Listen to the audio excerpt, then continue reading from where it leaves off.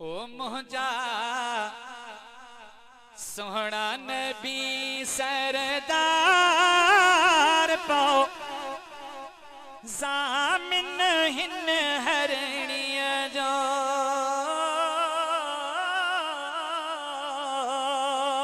अजे नामे खुदा नंगदार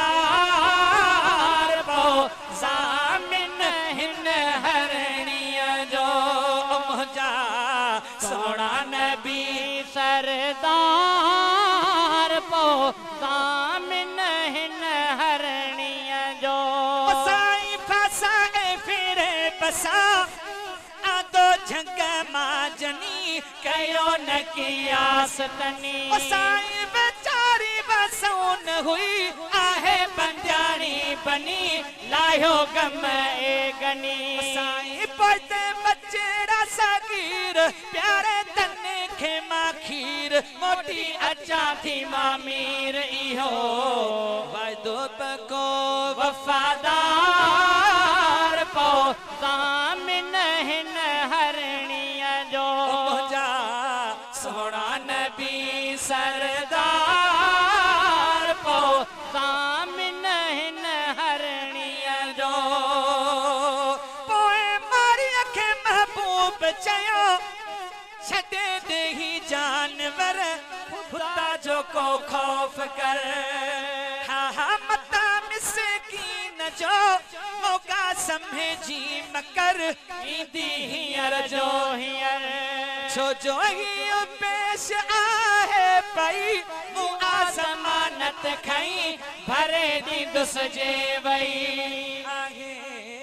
पक्को इहो इकरार पो सामिन हिन हरणिय जो मुझा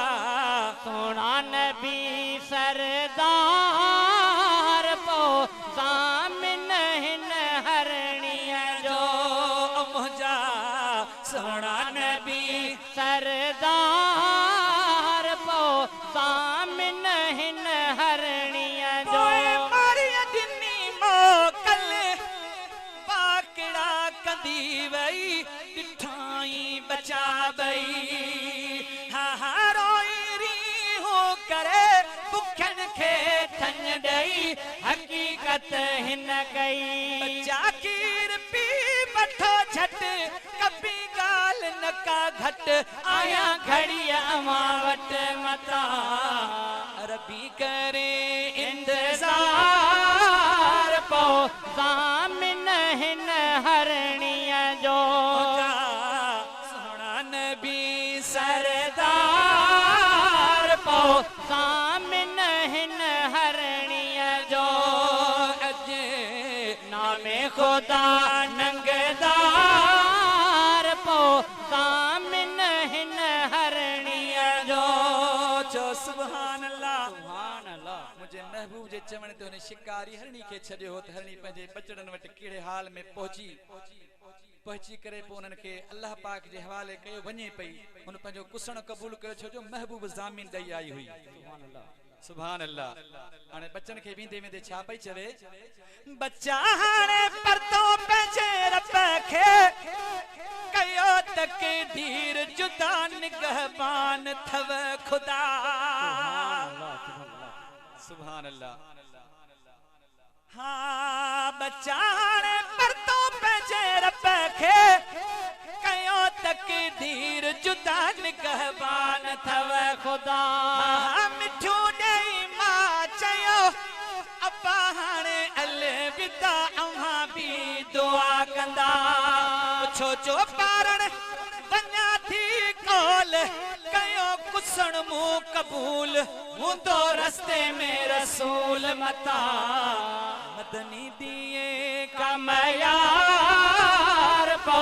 सामिन हिन हरणिय जो मुझा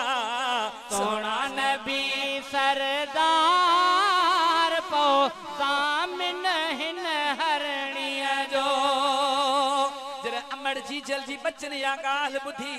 हाणे और बच्चन चयो जीजल तुंहिंजी थञ साखे कोन थी खपे नालो ई अहिड़े महबूब जो वरतो थई जो बुख ख़त्म थी वई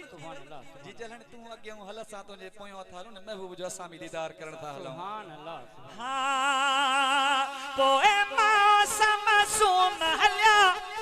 ताहो कंदा दग में अमड़ थी तूं अग में इहो मारी ॾिठो मौजज़ो जाने बजो जग में वाड़ो थी वियो वग में इहो समझी वियो सबब अरशन फरशन वारा सब कन था अरबीअ जो अदब माबे